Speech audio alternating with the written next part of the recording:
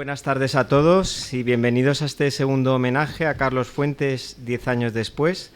Hoy vamos a profundizar en la figura de Carlos Fuentes como pensador. A continuación tiene la palabra el director de programación de la Casa de América, Luis Prados.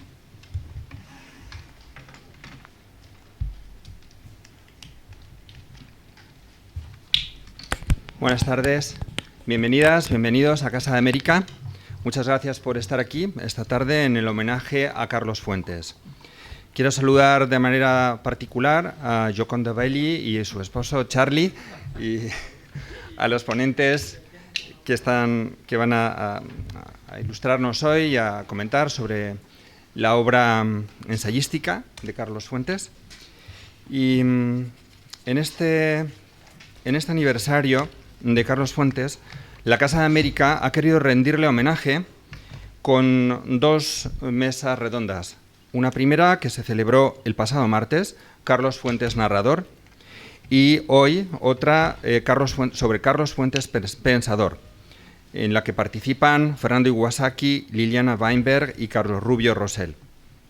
Esta programación ha sido coorganizada por la Casa de América junto con la Cátedra Carlos Fuentes de Literatura Hispanoamericana y el Centro de Estudios Mexicanos en España, ambos pertenecientes a la Universidad Nacional Autónoma de México. Y también ha sido organizada con la colaboración de la editorial Alfaguara. La vinculación de Carlos Fuentes con esta casa empieza en 1993, poco después de su fundación, y se extiende durante casi 20 años hasta el final de su vida en mayo de 2012.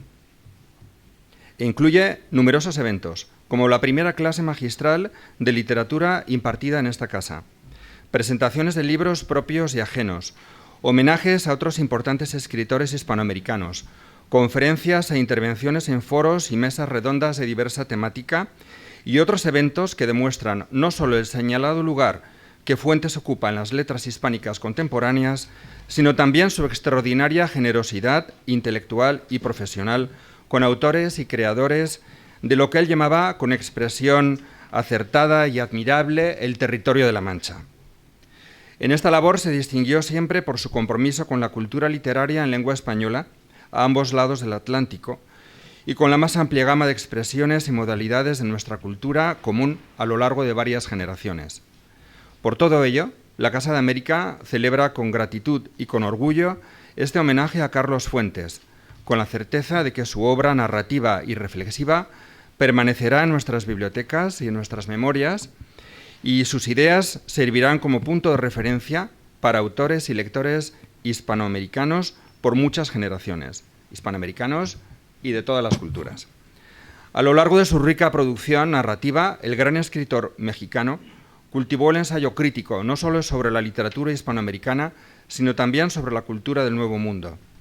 En este campo se destaca su estudio sobre la novela latinoamericana contemporánea y su análisis sobre la formación de la conciencia americana en un libro excepcional intitulado El espejo enterrado, que décadas después de su aparición sigue siendo una de las interpretaciones más clarividentes de nuestro tiempo sobre el proceso de mestizaje cultural que caracteriza la historia hispanoamericana y sobre sus características y consecuencias éticas y políticas que se extiende hasta nuestros días.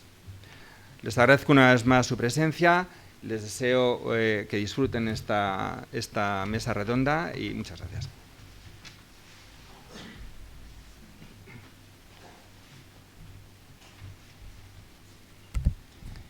Muchas gracias, director. Vamos a seguir ahora con el coloquio sobre la figura de Carlos Fuentes como pensador, con el historiador y escritor Fernando Iwasaki, la ensayista, crítica literaria e investigadora de la UNAM, Liliana Weinberg, y el periodista y escritor Carlos Rubio Rosell como moderador. Carlos, tienes la palabra. Muchas gracias. Buenas tardes, amigos. Muchas gracias por asistir. Carlos Fuentes fue y sigue siéndolo en sus libros un pensador lúcido y muy sólido. Una de sus ideas más radicales, a mi modo de ver, fue que la novela altera las conciencias, lo que convierte el arte de la novela en un camino de conocimiento esencial. Carlos Fuentes, estamos en la Casa de América y es justo decirlo, creía firmemente en Iberoamérica. mar de encuentros, puente, decía, como hijo de un encuentro consciente del choque, el deseo y la destrucción, de la catástrofe que representó el nacimiento de eso que llamamos Iberoamérica, Fuentes sentía que si de ello habíamos nacido era para redimir el derrumbe de aquellas grandes civilizaciones que se mezclaron en nosotros, mayoritariamente mestizos.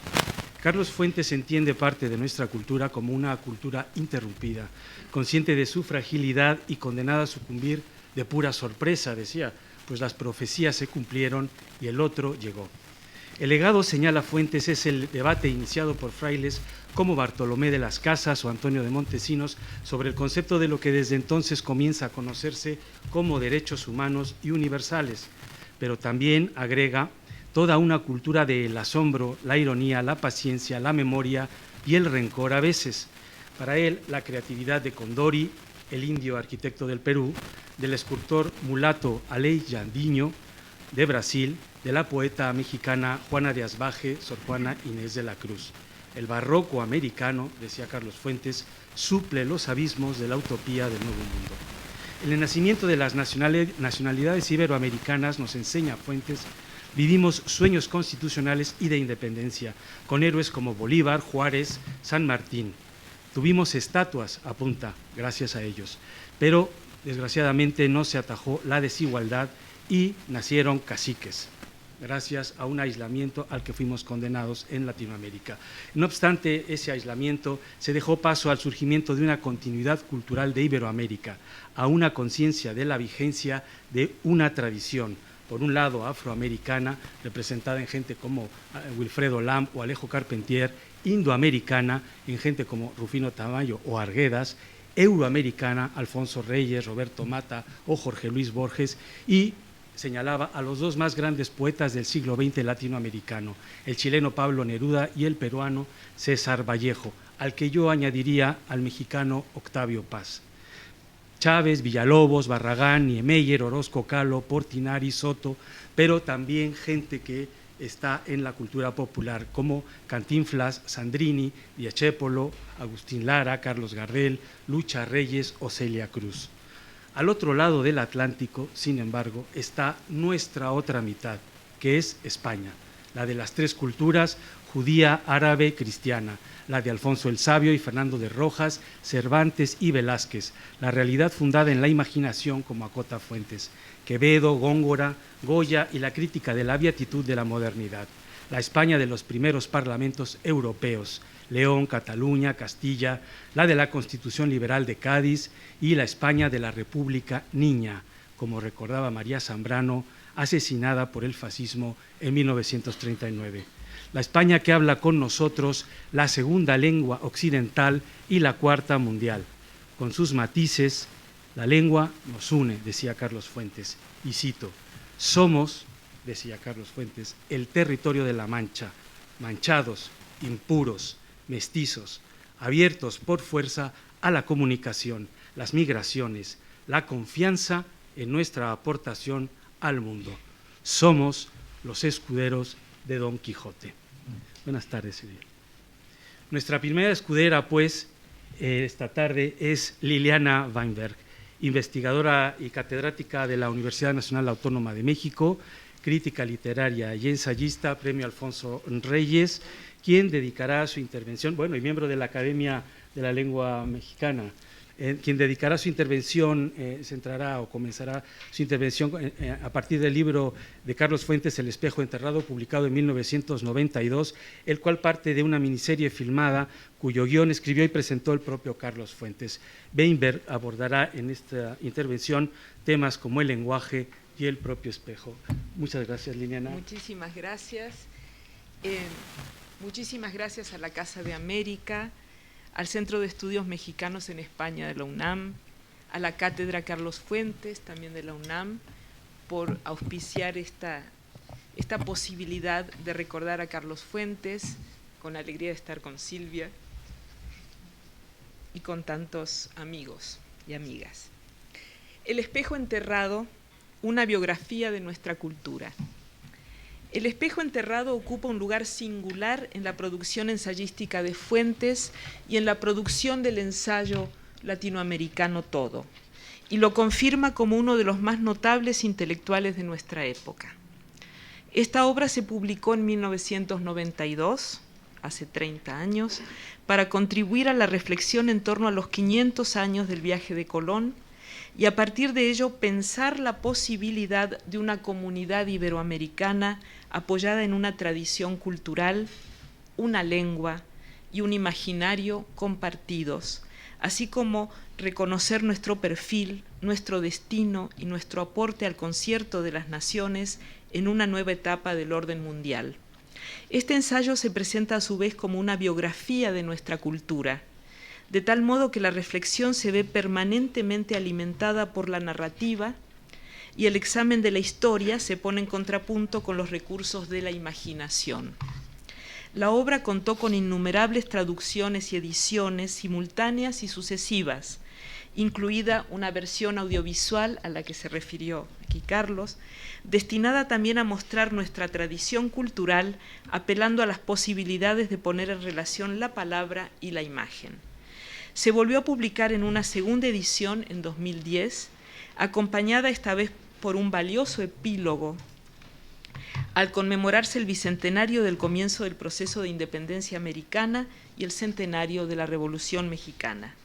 Fuentes augura en esta obra la llegada de una nueva etapa en la relación entre España y América, signada ya, agreguemos, por los muchos proyectos culturales, programas editoriales, relecturas de la historia y nuevas iniciativas y reflexiones sobre nuestra lengua, nuestra cultura y nuestra historia, así como sobre las grandes obras de la imaginación que acompañaron al clima del quinto centenario.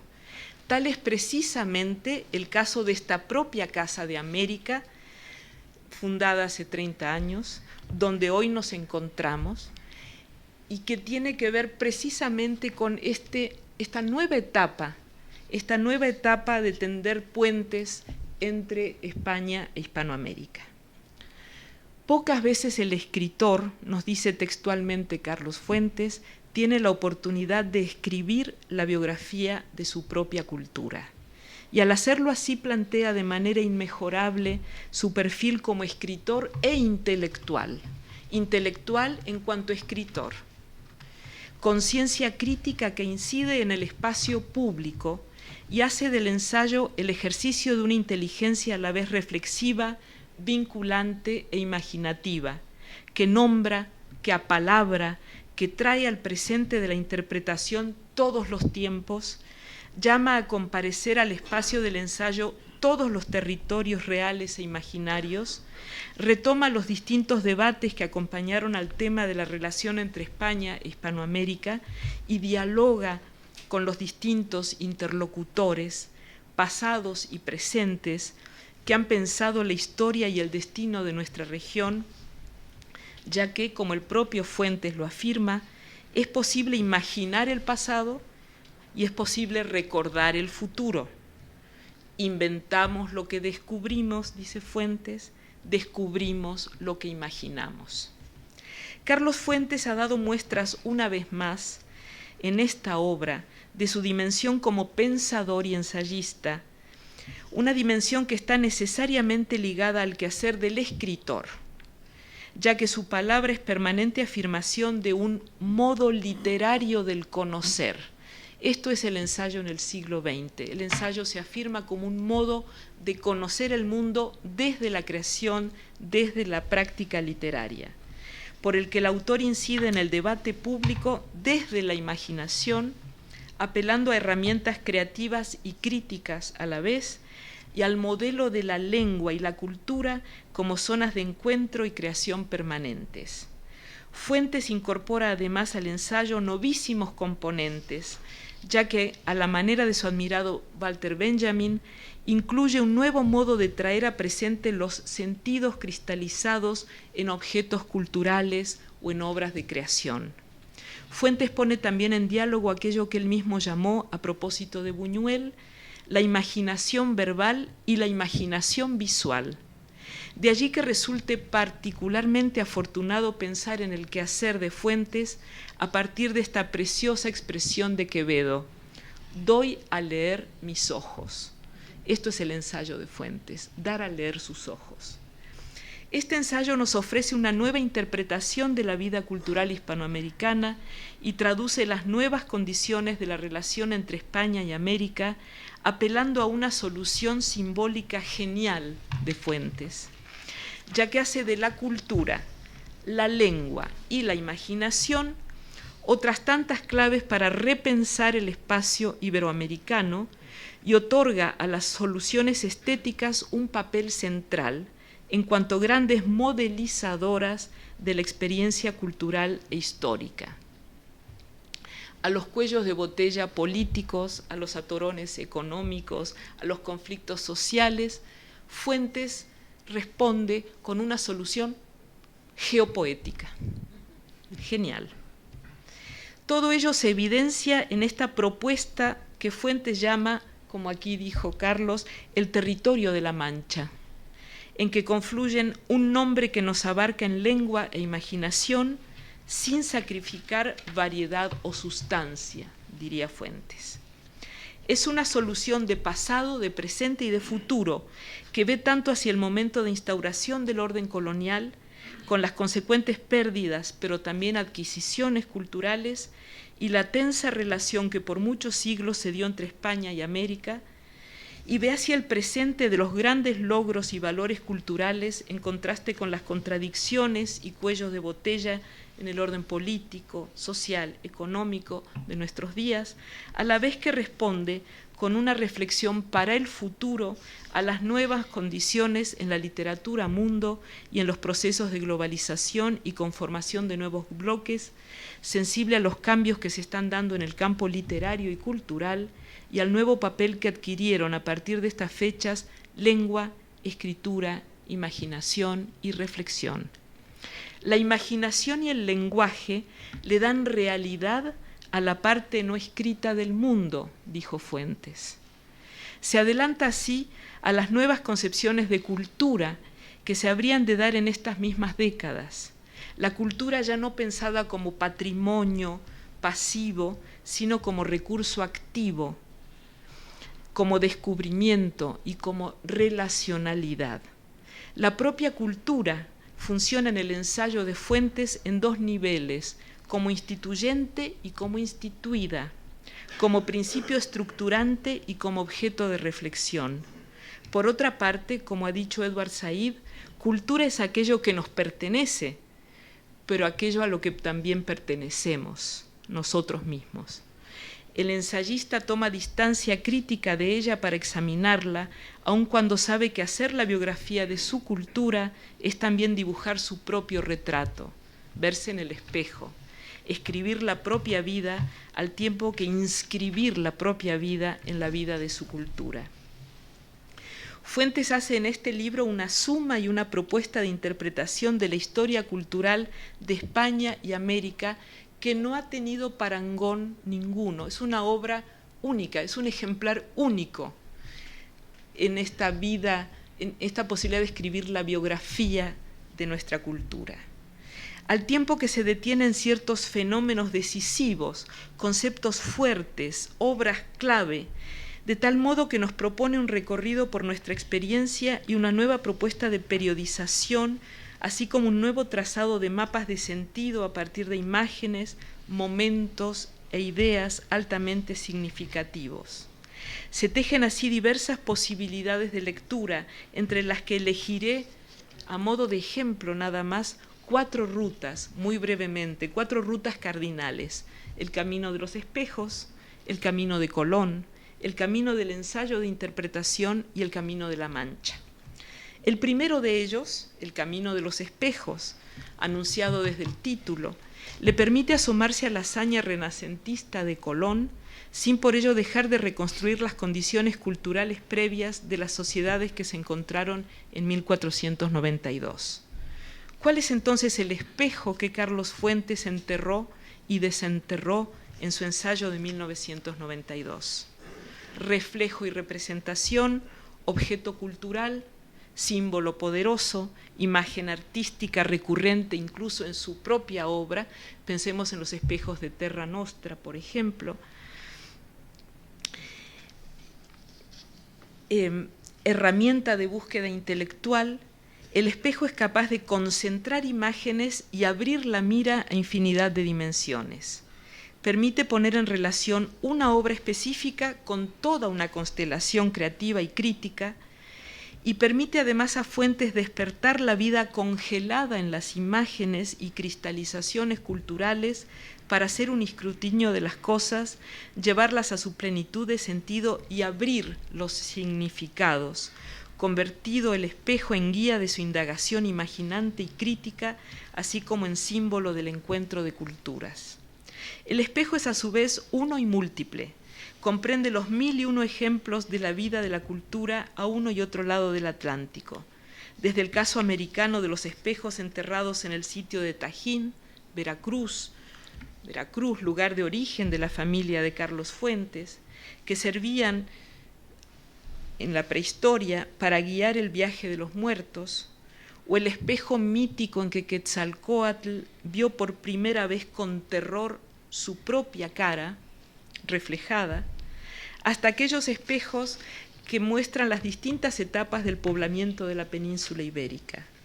Los espejos enterrados de la historia, que guardan memoria y abren su reflejo hacia el futuro, sí, pero también los espejos de la imaginación, que permiten recrear el mundo, como es el caso de los que animan la figura del caballero de los espejos en el Quijote, o el infinito juego de reflejos y representaciones de las meninas, que lleva a Velázquez a convertirse en quien, dice Fuentes, se pinta pintando lo que realmente está pintando, como si hubiese creado un espejo.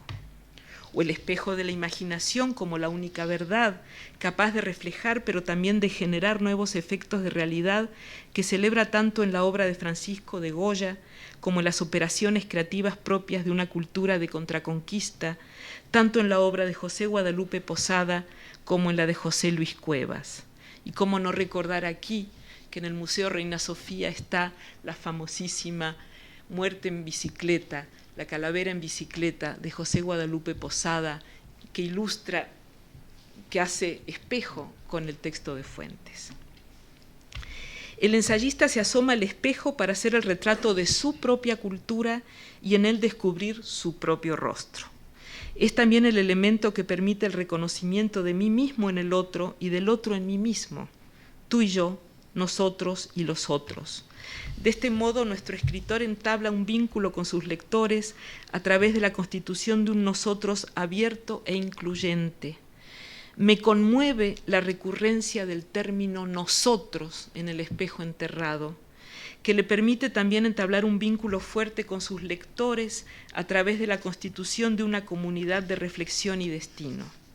El camino de los espejos refuerza a su vez la idea de una continuidad cultural, ya que al llegar al espejo desenterrado del final, nos vemos invitados a reflexionar respecto de que tanto España como América española son el resultado de un encuentro de culturas.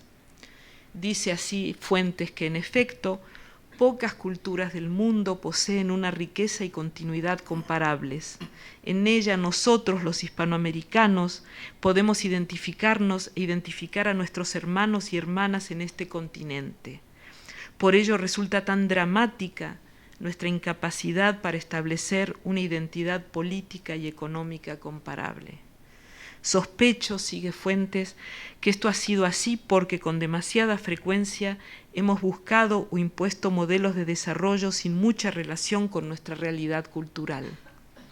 Pero es por ello también que el redescubrimiento de los valores culturales puede darnos, quizás con esfuerzo y un poco de suerte, la visión necesaria de las coincidencias entre la cultura, la economía y la política.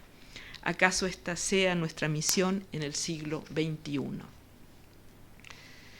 La figura del espejo es capaz de albergar la simultaneidad de las culturas y la concurrencia de todos los tiempos, todas las razones y todas las experiencias, a la manera del Aleph borgiano, que también recuerda Fuentes, en el que todos los lugares del mundo pueden ser vistos en el mismo momento. Las dos orillas del Atlántico, ese otro gran espejo marino, el Atlántico, reúnen también la tradición cultural iberoamericana. Esto nos lleva al segundo camino de los muchos posibles, el camino de Colón. En la apertura del libro, Fuentes se pregunta si a 500 años de la llegada del almirante, a la que considera una hazaña de la imaginación renacentista, tenemos realmente algo que celebrar. Y responde que a pesar de la violencia de la conquista, de los males económicos y políticos, de los problemas sociales irresueltos y la sensación de ilusiones perdidas y esperanzas quebrantadas, sí tenemos algo que festejar. Nuestra herencia cultural, la cultura que hemos sido capaces de crear durante los pasados 500 años en el Nuevo Mundo. De allí que su libro se dedique a la búsqueda de la continuidad cultural que pueda informar y trascender la desunión y la fragmentación y contribuir a anudar, dice Fuentes, el diálogo de las civilizaciones. Nuestro autor hace un recorrido por la cultura hispanoamericana apoyado en la determinación de grandes líneas y etapas históricas y culturales, así como en la identificación de momentos decisivos de sentido. Dialoga con la historia, dialoga con el arte, permanentemente. Nos ofrece una interpretación creativa y crítica a la vez y nos envía a una idea central que derrota cualquier tentación de simplificar y reducir los fenómenos. Cultura, lengua, imaginación nos proporcionan el modelo de modelos para interpretar la vida hispanoamericana y explorar aquello que nuestra experiencia tiene para ofrecer al mundo. Confronta permanentemente Fuentes las dos vocaciones de España y América que, apelando a los términos de un pensador contemporáneo, podemos asociar al abismo y al horizonte. La hazaña colombina fue vocación renacentista de exploración y viaje, fue vocación de horizonte, fue apertura mediterránea ligada a una idea de nuevo mundo y que dio lugar a las propuestas de renovación y de utopía. Fue posibilidad de encuentro y mutuo descubrimiento. Insiste mucho Fuentes en que no fue solo un descubrimiento de América, fue un descubrimiento mutuo entre dos culturas, a partir de las primerísimas experiencias de contacto y apertura que se testimonió a lo largo del tiempo en una pulsión creativa hacia la fundación de ciudades, los grandes debates jurídicos, la temprana llegada del libro, la imprenta, la universidad, y con ello la tolerancia y la apertura al diálogo. Pero pronto, la política de cerrazón colonial, la expulsión de moros y judíos, la intolerancia y persecución religiosa y política, la instauración de un orden autoritario y excluyente, la reducción de los indígenas a encomienda y trabajo forzado, un individualismo extractivista en el lado americano, fueron fenómenos todos que contribuyeron a profundizar abismos. Nos muestra así Fuentes que tanto en la etapa de conquista como en la independencia, tanto en los sueños de la razón, en los proyectos criollos o los proyectos del liberalismo decimonónico, como en el capitalismo tardío, tanto en los planes revolucionarios traicionados como en los excesos y los fanatismos, el desencuentro entre los programas políticos y la exclusión de la vida plural de la cultura han resultado trágicos. Fuentes propone recuperar esa tradición que tuvo como modelo Alfonso el Sabio, el Quijote, Fuenteovejuna. Plantea de manera original y enfática que ha existido una larga tradición de convivencia democrática en España que arranca de los primeros ayuntamientos. Existe también, desde luego, una honda tradición cultural que pervive activa hasta hoy y puede rastrearse hasta las cuevas de Altamira, pero también hasta los grandes logros civilizatorios de las culturas americanas. Recupera además una original y avanzada tradición de pensamiento a la que contribuyen los más lúcidos de nuestros pensadores, sentidores, escritores, juristas y educadores. Tengo a Bolívar frente a mí, y que más tarde renacerán los distintos procesos de apertura, crítica, búsqueda de independencia y revolución, aunque en muchos casos, como el del liberalismo, volviera a debatirse entre inclusión o exclusión, participación o cerrazón, con respuestas geniales como la de José Martí. En tercer camino, muy brevemente ya, se inscribe en la larga tradición de los ensayos de interpretación de nuestra cultura, como los ensayos de Ezequiel Martínez Estrada, citados por Fuentes, o El laberinto de la soledad de Octavio Paz. Y se relaciona también con la línea reflexiva en torno a la identidad nacional y al enigma de lo mexicano, a que se refirió aquí hace una semana exactamente Jorge Volpi. A su vez, y sobre todo, honra el ensayo de Fuentes las propuestas de autores como Pedro Enrique Sureña, Alfonso Reyes o Mariano Picón Salas, quienes vieron en la lengua española y en una cultura hispanoamericana compartida dos formas de la integración del espacio atlántico. Se trata, como en Enrique Sureña, de recuperar la herencia civilizatoria del Mediterráneo. Se trata, como en Alfonso Reyes, de tomar una posición respecto de nuestra cultura para tomar posesión de ella, decía don Alfonso, y verla como posibilidad de un ensayo de síntesis. Y se trata, como en Alejo Carpentier y sobre todo en Lezama Lima, de observar la historia desde el mirador de la imaginación, para subvertir determinismos, concepciones históricas lineales, reduccionismos y pesimismos, gracias al ingrediente fundamental que tanto defendió Fuentes, la imaginación, que nos da la posibilidad de crear, de pensar, y con ello la posibilidad y la libertad de elegir.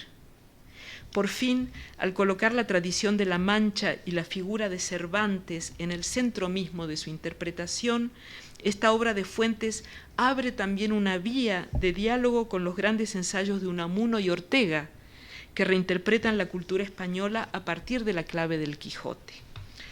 Y a su vez, si revisamos la excelente bibliografía comentada que acompaña al libro, se trata de un Fuentes que integra las preocupaciones de las ciencias sociales de su hora, que dialoga con los grandes pensadores de su momento y los clásicos y contemporáneos, al tiempo que dialoga con las grandes obras de la imaginación.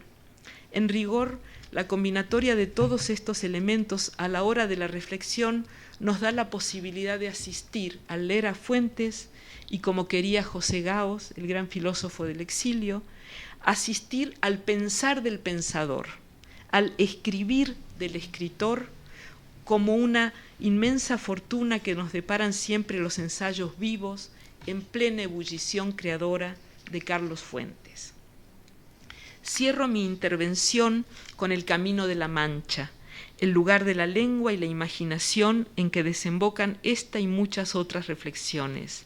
La Mancha es, como dije, la gran propuesta geopoética de Fuentes, que condensa su interpretación del tiempo y el espacio cultural hispanoamericano y transatlántico, solución imaginaria a una lectura de nuestra historia que nos permite abrirnos a una nueva forma de integración respetuosa de la pluralidad y complejidad de nuestra vida cultural. En efecto, en el centro mismo del espejo enterrado nos espera esta afirmación: todos somos hombres y mujeres de la Mancha. Campea a lo largo del texto la certeza de que la literatura, la lengua y la cultura logran solucionar simbólicamente contradicciones que se dan en los órdenes histórico, político y social.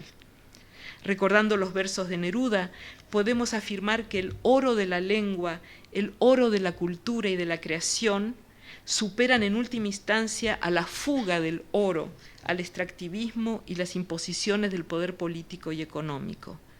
Hay un elemento implícito. Cervantes y el Quijote fueron siempre vistos y celebrados como indiscutible punto de unión y consenso por americanos tanto como españoles.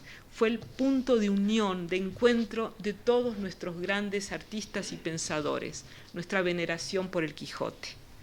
El tiempo largo de la cultura, su posibilidad de hacer concurrir y traducir distintos tempos y experiencias humanos, interesa a Fuentes para poder examinar desde otro lugar y desde otra dimensión la experiencia hispanoamericana.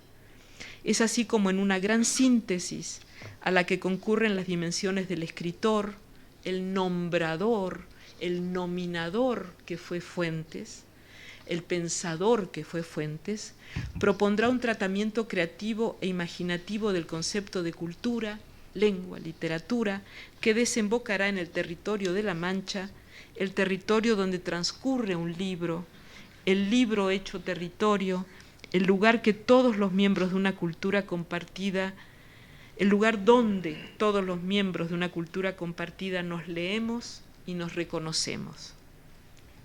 Fuentes responde así críticamente a las visiones lineales y deterministas de la historia y la política, y lo hace afirmando las condiciones de integración viva, de permanente reactualización creadora, basadas en ese modelo de modelos particular de participación en que concurren la cultura, la lengua, la imaginación, la literatura, que nos permitirá pasar de una identidad adquirida, dice Fuentes, a una diversidad por adquirir. Por fin, Fuentes hace del espejo una herramienta de singular valor para ir en busca de los muchos sentidos abiertos a la interpretación, una herramienta que, como Velázquez en el infinito juego de envíos y reenvíos de la mirada en las meninas, o como Cervantes en su imaginación de un mundo capaz de incluir múltiples puntos de vista, acaba por permitirle pintar con palabras su autorretrato a la luz del retrato de su cultura. Muchas gracias.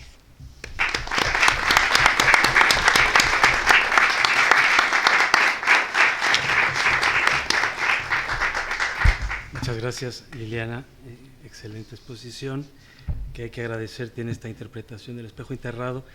Un libro, decía Carlos Fuentes, nos enseña a extender simultáneamente el entendimiento de nuestra propia persona, el entendimiento del mundo objetivo fuera de nosotros y el entendimiento del mundo social donde se reúnen la ciudad, la polis, y el ser humano, la persona. El libro nos habla de nosotros mismos y de nuestras facultades para realizarnos en el mundo, en nuestro yo y en los demás. El libro nos dice, decía Carlos Fuentes, que nuestra vida es un repertorio de posibilidades que transforma el deseo en experiencia y la experiencia en destino. Nos dice que existe el otro, que nuestra personalidad no se agota en sí misma, sino que se vuelca en la obligación moral de prestarle atención a los demás, que nunca son lo demás. El libro es memoria verbal de todos los tiempos vividos como deseo aquí y hoy. Eso decía Carlos Fuentes. Fernando Iwasaki, autor de una nutrida obra publicada en distintos géneros de prosa e historia, entre la que figuran títulos como Mi poncho es un kimono flamenco, Es difícil hacer el amor, humor, pero se hace, o Nueva crónica del extremo occidente, nos va a hablar sobre precisamente Cervantes, este ensayo de Carlos Fuentes, Cervantes o la crítica de la lectura, publicado en 1976 con una triple finalidad. Primero, para situar a Fuentes dentro de una tradición de ensayismo literario esencial en América Latina y casi inexistente en España. En segundo lugar, para exponer cómo los ensayos formaban parte de los proyectos creativos de Carlos Fuentes, pues Terra Nostra, dice Iwasaki, es la expresión novelesca de todo cuanto planteó en aquel libro. Y por último, Fernando, ponderarás el valor de Cervantes o la crítica de la lectura en el contexto historiográfico contemporáneo para hablar de una cosa que es fundamental en Carlos Fuentes y que hoy se comprueba 10 años después de su fallecimiento, y es la lucidez y clarividencia, no solo de aquel ensayo, sino de todos los ensayos de Carlos Fuentes realmente, que le confieren a su pensamiento una vigencia singular, una de las claves fundamentales, como digo, del pensamiento de Carlos Fuentes. Fernando, muchas gracias, buenas tardes. Mil gracias, Carlos. Buenas tardes, Silvia, querida. Yo quiero agradecer, en primer lugar, a la UNAM, a la Cátedra Carlos Fuentes, a Casa de América, por organizar también este acto que nos permita seguir hablando, seguir leyendo a Carlos Fuentes. Y me gustaría comenzar diciendo que, quizá porque la prensa siempre busca titulares llamativos, muchas veces, Jorge lo recordará, desde que nos convocan para distintas reuniones a los autores de nuestra generación, siempre titulaban Los nietos del boom. Yo nunca me he sentido nieto del boom, yo creo que soy un hijo del boom, y además me gustaría hacer el énfasis en que Carlos Fuentes nació en el mismo año que nació mi padre y ambos fallecieron en el mismo año. No puedo ser más hijo del boom, no puedo ser más hijo de Carlos Fuentes como lector suyo. Me gustaría aproximarme, por lo tanto, a la dimensión ensayística y nociológica de la obra de Carlos Fuentes desde tres perspectivas, aunque muy probablemente voy a repetir algunas de las cosas que Liliana ha dicho mucho mejor de cómo yo las voy a exponer. La primera de estas tres perspectivas es la de hablar de Carlos Fuentes como miembro importantísimo de un linaje de novelistas, ensayistas de América Latina.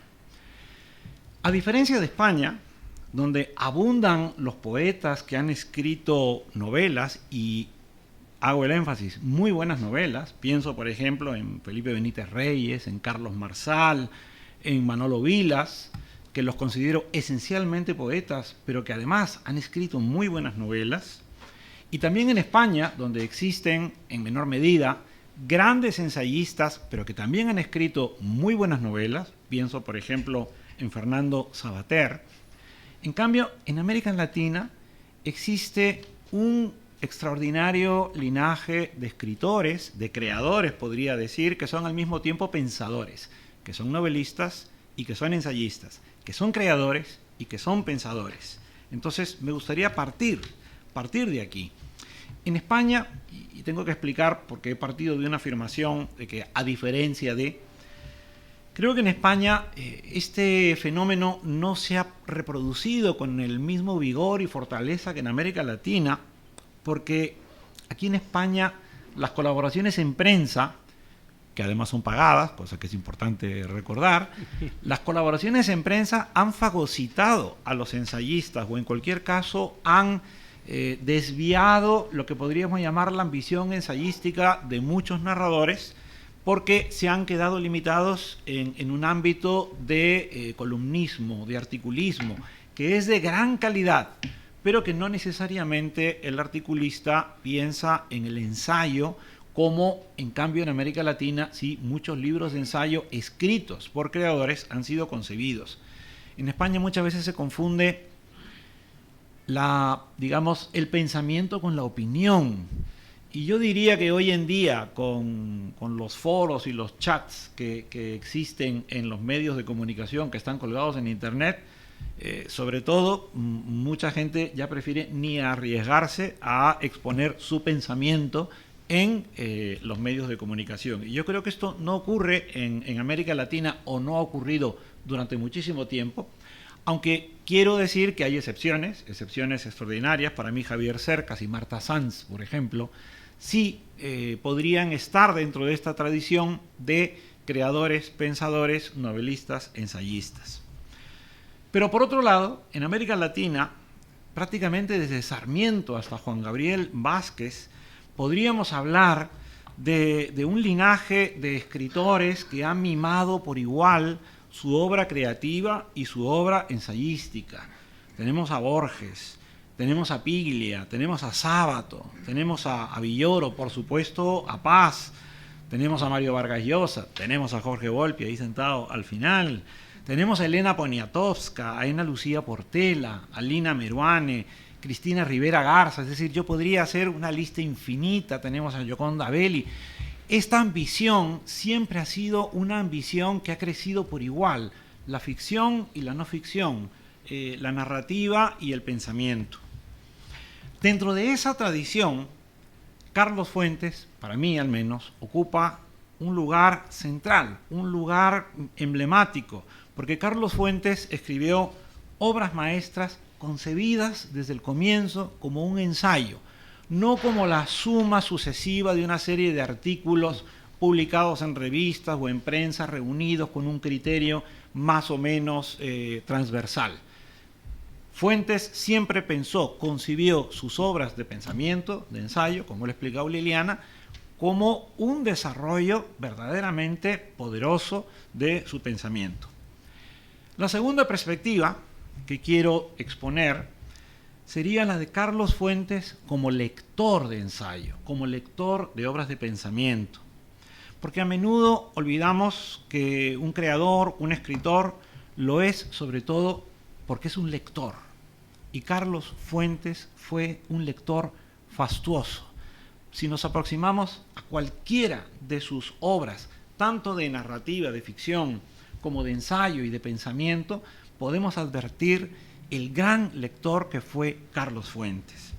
Entonces, las referencias autorales o bibliográficas de Fuentes nos podrían servir, fíjense hasta qué punto creo que esto es así, nos podrían servir para reconstruir la literatura occidental y también de Oriente y también de África. Nos podría servir para reconstruir las humanidades, por supuesto la política de América Latina, por supuesto la historia de México. Es decir, solo leyendo a Carlos Fuentes tendríamos las referencias bibliográficas necesarias y suficientes como para poder reconstruir una gran parte del conocimiento que nos es familiar si éste se perdiera. Pero por otro lado, Carlos Fuentes no fue el típico escritor que solo leía a escritores, que solo leía a novelistas. Carlos Fuentes leía sin ningún tipo de prejuicio, sin ningún tipo de apriorismo, a clásicos y contemporáneos, a antiguos y modernos, a jóvenes y olvidados. Es decir, era un lector omnívoro, era un lector que se acercaba a las obras de difusión científica, que se acercaba a las crónicas de Indias, que se acercaba a la narrativa contemporánea en varias lenguas que leía, por supuesto, en sus versiones originales, porque Carlos Fuentes era un gran políglota, era un hombre con una cultura extraordinaria, y yo creo que esto hay que ponerlo en valor al hablar de su obra ensayística. Pero además, era un lector creativo. Es decir, Carlos Fuentes era un lector singularmente dotado para establecer las conexiones lúcidas siempre entre sus lecturas de ficción y sus lecturas de no ficción. Tenía un talento único para crear espacios híbridos, y nota a pie de página, espacios híbridos antes que se empezara a hablar en el mundo de las ciencias sociales o de la filología de la hibridez. Es decir, cuando Néstor García Canclini escribe estos ensayos maravillosos sobre las culturas híbridas, está reconociendo por otro lado que la hibridez existía, y Carlos Fuentes fue uno, para mí, de los creadores de estos espacios donde desplegó una escritura que ha sido como un espejo más de los que ha enumerado Liliana. Y entonces aquí viene la tercera perspectiva que quiero compartir con ustedes, la de Carlos Fuentes como crítico de la creación dentro de la creación, que es uno de los propósitos que él se planteó, que se formuló cuando escribió su libro sobre Cervantes, del cual les ha anunciado algo Carlos. Miren, en el año 2005 yo publiqué una novela que se titula Neguijón. No la lean, no tiene importancia, por favor, pero lo que quiero decir aquí es que esa novela compartía un espacio común con un libro de cuentos que se titulaba o se titula Inquisiciones Peruanas, y con lo que fue mi tesis doctoral, y con más de media docena de artículos académicos sobre el barroco. Es decir, les estoy confesando que yo intenté situarme en un terreno que también era híbrido, escribir desde ahí sobre el barroco, porque Carlos Fuentes me enseñó a hacerlo. Es decir, nunca habría podido instalarme en ese espacio que les estoy describiendo si Carlos Fuentes no lo hubiera creado a través de 3 libros que quiero en este momento mencionar. Son 3 libros que además dialogan entre sí y que fueron Terra Nostra, su extraordinaria novela publicada en el año 75, el ensayo Cervantes o la crítica de la lectura, que es del año 76, además es un libro muy especial. Carlos lo dedicó a sus hijos y me he definido al comienzo como un hijo de Carlos Fuentes como lector suyo, y quiero presumir de eso. Y un tercer libro que es Valiente Mundo Nuevo, épica, utopía y mito en la novela hispanoamericana, que es un libro de 1990. Luego es verdad que muchas de las cosas que aparecen en estos 3 libros luego fueron recuperadas por Fuentes en El Espejo Enterrado, pero en este momento yo querría limitarme a estos 3 libros, y solamente Silvia sabe si es verdad lo que voy a decir. El título de Valiente Mundo Nuevo evidentemente proviene de A Brave New World de Huxley. Pero fíjense ustedes, Huxley fue traducida como Un Mundo Feliz. Yo no sé por qué, pero en cualquier caso les cuento la historia. Fue traducida como Un Mundo Feliz por un falangista que en el año 35 le puso ese título y que se ha mantenido hasta la actualidad. Esa misma traducción de aquel traductor falangista, cuando se produjo, digamos, la guerra civil y la dictadura, el traductor suprimió todas las connotaciones sexuales que hay en la novela, y además es curioso, pero se siguió reeditando con este título, Un mundo feliz. Yo creo que Carlos Fuentes, que seguramente leyó A Brave New World en inglés, y que echaría de menos que existiera un título así en español, como en rigor debería haber sido, pues decidió titular este ensayo suyo como Valiente Mundo Nuevo, que es algo que ya digo, se me ha ocurrido a mí, pero que solamente Silvia podría corroborarlo. En cualquier caso, la riqueza de ese espacio creado por Carlos Fuentes con estos 3 libros es una riqueza extraordinaria, y a mí me gustaría, por ir rápido, porque sé que vamos contra el tiempo, es una riqueza histórica, filológica, filosófica y literaria, y trataré de una manera muy breve de explicar por qué enriquece en cada una de esas dimensiones este territorio. Es histórica por 2 razones. En primer lugar, lo ha dicho también Liliana, porque unió los estudios de Américo Castro, Marcel Batallón, Antonio Domínguez Ortiz, José Antonio Maraval y Gabriel Jackson, entre otros autores. Reunió todos estos estudios para proponer cómo las asambleas medievales castellanas, al ser reprimidas, frustraron la posibilidad de un desarrollo de una cultura democrática en el mundo hispano.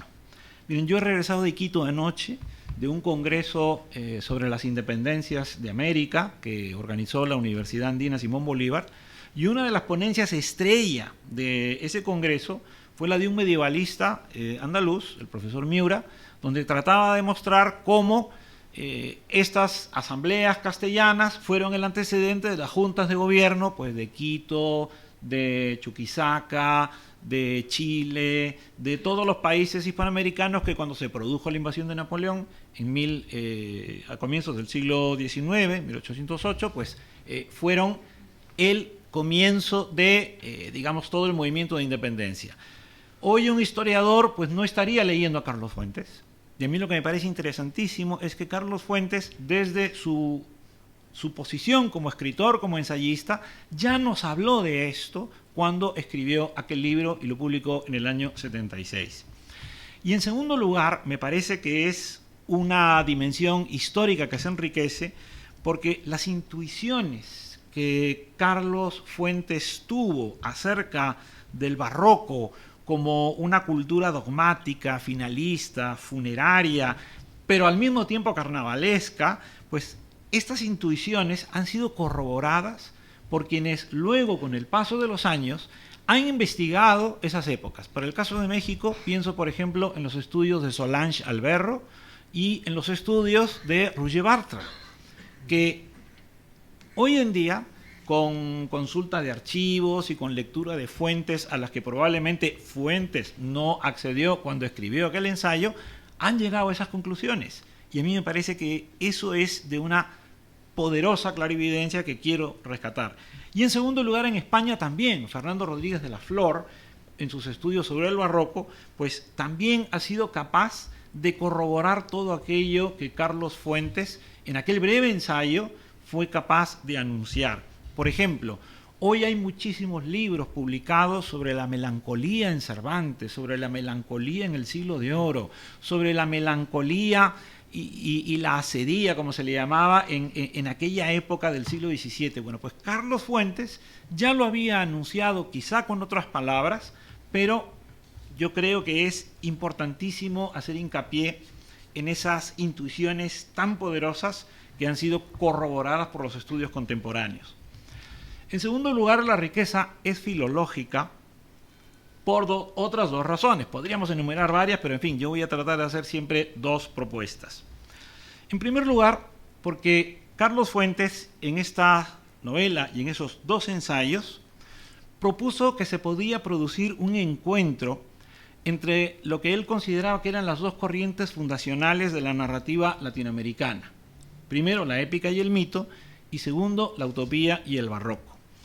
Y Fuentes definió cómo en la nueva narrativa latinoamericana efectivamente estas expresiones se manifestaron gracias al concepto bachtiano que él tomó, ¿no es cierto?, de Bakhtin, de cronotopía, y que Fuentes definió en Borges. Fuentes nos explica por qué en Borges existe una cronotopía. Y a la vez extiende este concepto de cronotopía pues, a Miguel Ángel Asturias, a Carpentier, a Lezama, a García Márquez, y termina enunciando que es posible hablar de una cronotopía en la literatura latinoamericana. Liliana ha hablado de geopoética y en ese sentido pues estamos refiriéndonos a ese mismo espacio, ¿no es cierto? Pero en segundo lugar, porque Carlos Fuentes para mí es el que inaugura lo que podríamos llamar la relación de la literatura comparada con la literatura latinoamericana. Esto hoy es una novedad, pero cuando Carlos Fuentes se refiere a, digamos, las obras de Kafka, de Calvino, de Kundera, de Shakespeare, de Eliot, de Proust y sobre todo de Joyce, para tratar de iluminar zonas nuevas de la narrativa latinoamericana, está haciendo literatura comparada. Hoy, en cualquier facultad de los Estados Unidos, de Europa, muchísimos estudiantes están transitando estos caminos. Pues me gustaría decir que Carlos Fuentes los vio antes que nadie. En tercer lugar, hay una riqueza filosófica en este espacio por otras dos razones. Miren, en primer lugar, porque Carlos Fuentes rescató el pensamiento de Giambattista Vico para interpretar la literatura a través de este movimiento del corsi y del ricorsi, que por supuesto Vico lo formuló como una teoría de la historia, pero que Carlos Fuentes convierte, sin desnaturalizarlo, en un instrumento, en una herramienta para poder interpretar cómo a lo largo del tiempo las etapas anteriores se subsumen en las nuevas. Y no estamos ante pensamientos o culturas cancelatorias, sino que al contrario, todo se incorpora y todo de alguna manera está crepitando, está hirviendo en ese espacio, en ese magma, de tal manera que Fuentes, con esta herramienta, se aproxima al concepto de la identidad de una manera absolutamente inédita, porque Carlos Fuentes puede estar refiriéndose a los indígenas, a los españoles, a los criollos, a los mestizos, incluso a los que venimos de la inmigración, como yo mismo, japonés y todo lo demás. Todo forma parte de ese mundo identitario americano gracias a ese corsi-ricorsi, gracias a esa espiral que está constantemente subiendo y bajando, ¿no es cierto? Y donde todo ocurre aquí y ahora, como le gustaba decir a Fuentes. Y en segundo lugar, dentro de esta riqueza filosófica, porque Carlos Fuentes le da a la utopía, en América Latina, una dimensión erasmista. Miren, cada vez que alguien me hace la típica pregunta, quizá porque soy peruano, de cuándo se jodió el Perú, pues yo respondo que cuando los españoles echaron a los erasmistas. La gente se asombra porque eso queda muy lejos. Pero es que yo creo, y que lo creo gracias a Carlos Fuentes, que con la expulsión y la represión de los erasmistas perdimos muchísimas oportunidades en la cultura hispana. Bueno, pues de los primeros en advertir esto, porque fue lector de Marcel Batallón y de otros autores, fue Carlos Fuentes. Carlos Fuentes nos dice que el erasmismo en el Quijote está presente porque para Cervantes la justicia es un deber y la justicia es posible, y la verdadera locura sería negar la justicia. Entonces, Alonso Quijano, el Quijote, es un hombre que parece que está loco porque afirma cosas de las cuales no se quiere jamás contradecir, pero es que la locura es una locura erasmista, ese elogio de la locura, ese amor por la justicia. Recuerden uno de los últimos capítulos de la segunda parte del Quijote, cuando es vencido Don Quijote por el Caballero de la Luna, que no es otro que Sansón Carrasco, y le pone el pie en el cuello y le dice: ahora reniega de tu dama, reconoce que Dulcinea no es la mujer más bella. Y Don Quijote, que está tumbado en el suelo, desarmado, absolutamente derrotado por su enemigo, se encoleriza y grita: no, Dulcinea es la mujer más bella, nunca habrá nadie más bella que ella. O sea, él no se retracta. Esa locura erasmista es la locura por la justicia. Y Carlos Fuentes nos explica, nos demuestra, nos comparte que ese amor por la justicia es la utopía latinoamericana. Y por último, nos enriquece literariamente ese territorio creado por Carlos Fuentes por otras dos razones. Ya saben que yo voy de dos en dos. En primer lugar, porque fíjense, escribió Carlos Fuentes en su ensayo que hay una escena maravillosa, que es que Cervantes llevó al Quijote a una imprenta. Pues Borges nos lleva a una biblioteca. Vamos subiendo. ¿A dónde nos lleva Carlos Fuentes? Pues a mí me parece que Carlos Fuentes nos lleva a un sistema operativo literario, que Carlos Fuentes nos lleva a un procesador de lecturas, que para mí sería más apropiado que hablar de un procesador de textos. Y por eso leer a Carlos Fuentes es mucho mejor que matricularse en un taller literario, por favor. O sea, para mí Carlos Fuentes es el antitaller literario, porque la escritura es mucho más que aprenderse 3 o 4 trucos narrativos o técnicas para poder contar una historia. O sea, Carlos Fuentes detrás lo que tiene es no solo la imprenta de Cervantes, no solo las bibliotecas de Borges, tiene todo el sistema operativo del mundo digital que procesa todos esos textos.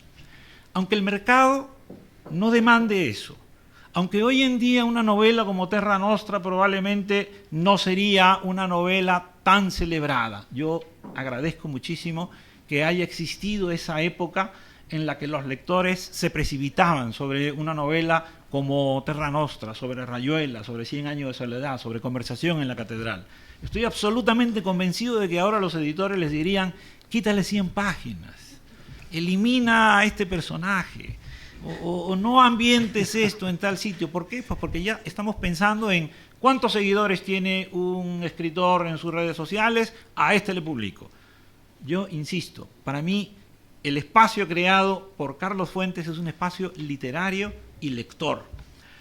Y en segundo lugar, creo que es un espacio que se enriquece literariamente porque cuando Carlos Fuentes nos dice que Cervantes se convirtió en crítico de la creación dentro de la creación, Carlos Fuentes creó un arquetipo de escritor que él mismo encarnaba, cosa que de alguna manera también ha dicho Liliana: hay que crear lo que yo quiero ser, lo que yo quiero estudiar, que esto a su vez lo tomó Carlos Fuentes de Vico. Pues si Borges fue un escritor que nos enseñó que cada autor debía crear su tradición, Fuentes nos enseña que un escritor también puede crear el modelo de escritor e incluso la tradición a la que uno quiere pertenecer y a la que uno quiere que se parezcan las obras que va a escribir. Ahora bien, dentro de estas coordenadas que yo he planteado, en donde Carlos Fuentes crea este espacio tan especial, híbrido, donde podemos interpretar su obra de ficción y su obra ensayística, hay dos propuestas de ficción que yo no quiero privarme de mencionar, porque además tienen dimensiones, tienen magnitudes y ambiciones diferentes. Una es Terra Nostra, la gran novela de Carlos Fuentes, pero la otra es un cuento muy breve que se titula Las dos orillas y que está en El Naranjo. Probablemente algunos de ustedes no tengan presente el cuento, pero por si acaso les recuerdo que mientras que en Terra Nostra lo que palpita es una utopía, en el caso, barroca y cervantina, en el caso de Las dos orillas lo que crepita es una ucronía, que también es cervantina, pero que al mismo tiempo es indígena. ¿Por qué es indígena y por qué es cervantina? porque en las dos orillas Fuentes utiliza como personajes a dos andaluces, uno de Écija y otro de Huelva, que se llamaban Jerónimo de Aguilar y Gonzalo Guerrero.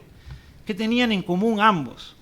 Que fueron capturados por los indígenas centroamericanos y asumieron la cultura del otro. Se convirtieron en parte de las comunidades con las cuales vivieron. El Inca Garcilaso, en la Florida del Inca, nos narra la peripecia de Jerónimo de Aguilar. Nos dice que cuando fue rescatado llevaba 12 años viviendo con los indios. Entonces, cuando Jerónimo de Aguilar vio que se acercaban los españoles, corrió hacia ellos, olvidándose que estaba lleno de tatuajes y todo emplumado. Entonces, claro, los soldados, cuando vieron llegar a este que se venía encima, le pegaron. Y cuando estaba a punto de morir, dice el Inca Garcilaso, este soldado de Écija decía: "Jibilla, jibilla, jibilla". Entonces los soldados decían: "Espérate, vamos a escuchar qué está diciendo este. ¿Qué dices?". Y el otro no le salía el castellano. Miraba a los soldados que le estaban pegando, pues todo con sus mechas, con sus tatuajes, y decía: "Jibilla". Entonces uno de ellos dijo: "¿No estarás tratando de decir Sevilla?". Y el otro dijo: porque no era capaz de decir ni sí. Y por supuesto ya lo rescataron, lo llevaron y se convirtió en uno de los intérpretes, ¿no es cierto?, de la conquista de México. Pero el otro soldado que era Gonzalo Guerrero, no quiso ser rescatado, siguió viviendo con los indígenas y de hecho murió probablemente en un río, en una canoa en Guatemala, luchando contra la hueste de Alvarado. Fuentes se imagina que estos dos personajes se pusieron de acuerdo con los indígenas para derrotar a Cortés, para luego pues tomar Cuba y avanzar sobre la península ibérica, la cual efectivamente dominaron. Y hay una escena maravillosa donde se supone que estos dos soldados, instalados en el Alcázar de Sevilla y rodeados de los mayas y aztecas que los acompañaban, demuelen la Torre del Oro, la tumban y con las piedras de la Torre del Oro sevillana construyen un templo dedicado a Cristo, a Mahoma, a Abraham y a Quetzalcóatl. Es decir, tal como nosotros hemos podido leer también en varios pasajes de Terra Nostra o, por ejemplo, del libro de la crítica de la lectura de Cervantes.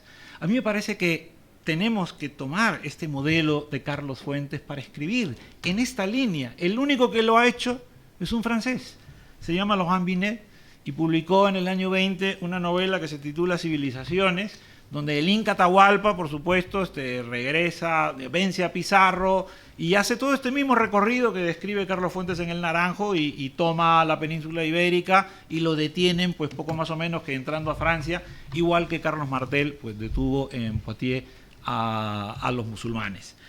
Creo que estas son las razones por las cuales a mí me gustaría insistir en que Carlos Fuentes no es solamente un escritor, no es solamente un pensador, es el creador de un espacio donde nos podemos encontrar narradores, pensadores, ensayistas y escribir desde allí una obra que ojalá le haga justicia al pensamiento de Carlos Fuentes. Muchas gracias.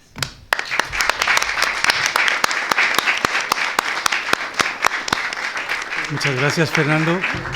Muchas gracias, amigos. Bueno, terminaremos diciendo que, como he comenzado yo diciendo, en Carlos Fuentes el ensayo es una cuestión fundamental por esa visión que tuvo y la vigencia de su pensamiento, pero creo, y sin lugar a dudas estarán todos de acuerdo, que ese gran artefacto, como dije, era la novela. Y decía Carlos Fuentes que el gran desafío de la novela actual era el dar los tiempos de la simultaneidad, dejar atrás la muy simple y cómoda linealidad. Así pues, vuelvo al pasado, que es memoria, y a la vez deseo que conforme el futuro y desde el hoy presente perpetuo de la lectura vuelvo a experimentar aquella curiosidad, aquella inmersión a la que invito a todos en el mundo a que nos abren las novelas de Carlos Fuentes. Aquí estamos pues, Fuentes hace 10 años que ha muerto, pero sigue aquí en las páginas de este presente donde nosotros hoy hemos también quedado atrapados. Y como dice Carlos Fuentes en una de sus más grandes novelas, aquí caímos, ¿qué le vamos a hacer? Aguantarnos, mano, a ver si algún día mis dedos tocan los tuyos, los tocan con los libros de Carlos Fuentes. Gracias, gracias amigos. Gracias, Silvia, por estar aquí. Dinos. Gracias por lo que han dicho ustedes, que me maravilla, aunque yo conocía Fuentes bien, pero escuchar de cada uno de ustedes lo que piensan de él es algo que me conmueve muchísimo. Y quisiera recordar que Carlos dijo: cuando yo ya no esté entre ustedes, en mis libros me encontrarán. Así que lo han dicho todos, hay que leer a Fuentes, y el peruano, la mexicana y el mexicano, pues han hecho un recorrido fantástico de ese hombre tan formidable que está allí detrás de ti. Y donde quiera que esté Fuentes, se debe de sentir muy halagado y muy contento de ver que tres grandes latinoamericanos como ustedes lo han entendido extraordinariamente bien. Los felicito y gracias a todos los que estamos aquí y que pudimos escuchar a estos jóvenes todavía, Gracias. latinoamericanos. Y en esta casa extraordinaria, la Casa América, que logra traer a personalidades como ustedes y como los que estamos aquí también, pues sigamos leyendo a Fuentes y ustedes sigan hablando de Fuentes como lo han hecho hoy. Y gracias a Ana María, colombiana, que también hace una gran labor porque Iberoamérica esté unida. Y quisiera decirte a ti, Fernando, que hablaste de Terra Nostra, que un chino traductor me llamó hace casi 5 años para decirme que si le permitía, no sé por qué a mí me decía eso, pero que quería traducir Terra Nostra al mandarín. Y ya está terminada, ya está publicada. Es una novela que Carlos le tenía un gran cariño y que hizo una novela que a Milan Kundera le conmovió, a este checoslovaco tan lejano a Latinoamérica. Lo conmovió y pensó que nadie había escrito algo como Fuentes. No sé si estaba equivocado. ¿Tú qué crees? No se equivocaba, de ninguna manera. Bueno, pues la sesión ha terminado. Gracias, Silvia.